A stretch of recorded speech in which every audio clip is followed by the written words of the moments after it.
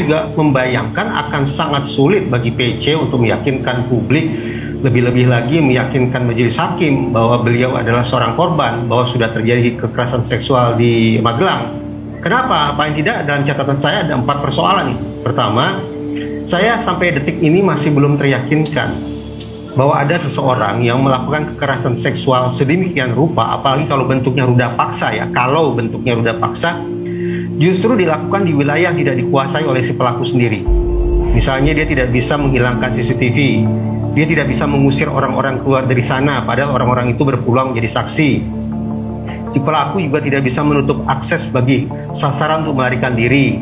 Si pelaku juga tampaknya akan kesulitan untuk membersihkan jejak-jejak kejahatannya dari lokasi. Nah, itu persoalan pertama, bahwa pemilihan lokasi menurut saya amat sangat janggal ketika ada seseorang, dalam hal ini yang disebut-sebut adalah Brigadir Y, melakukan kekerasan seksual di tempat semacam itu. Itu pertama.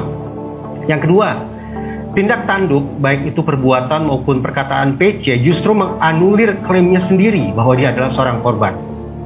Dia muncul di Makobrimob, dia memberikan pernyataan secara terbuka, bahkan dia perkenalkan dirinya, dia sebut namanya. Tindak tanduk semacam itu sungguh-sungguh menurut saya bertentangan dengan undang-undang tindak pidana kekerasan seksual dan juga kontras dengan gambaran korban kekerasan seksual pada umumnya.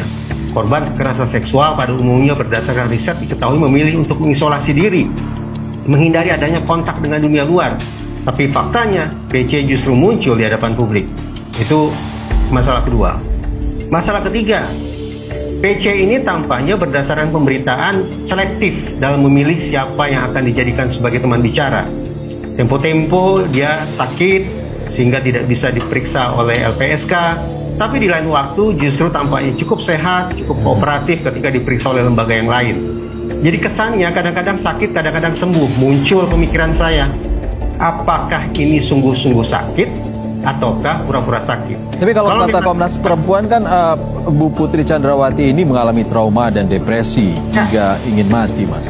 Bagaimana tanggapan Anda? Begini, saya berempati terhadap seluruh korban kekerasan seksual yang mengalami trauma, yang mengalami depresi, yang ingin mati.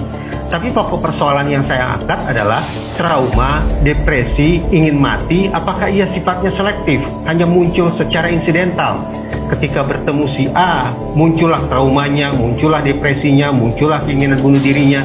Tapi ketika diperiksa oleh pihak lain justru tidak kooperatif, enggan berbagi cerita. Nah, ketidakkonsistenan perilaku semacam ini yang membuat saya bertanya-tanya, apakah ini merupakan memang sakit ataukah pura-pura sakit? Kalau memang sakit, maka memang sudah sepatutnya kepada yang bersangkutan diberikan pengobatan.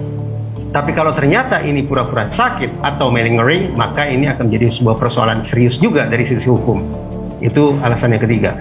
Dan alasan yang keempat adalah dengan segala hormat, PC tampaknya juga merupakan salah satu pihak dalam kasus ini yang bergonta-ganti keterangannya, yang sulit lagi untuk ditakar mana kebenaran dan mana kepalsuan yang dia kemukakan.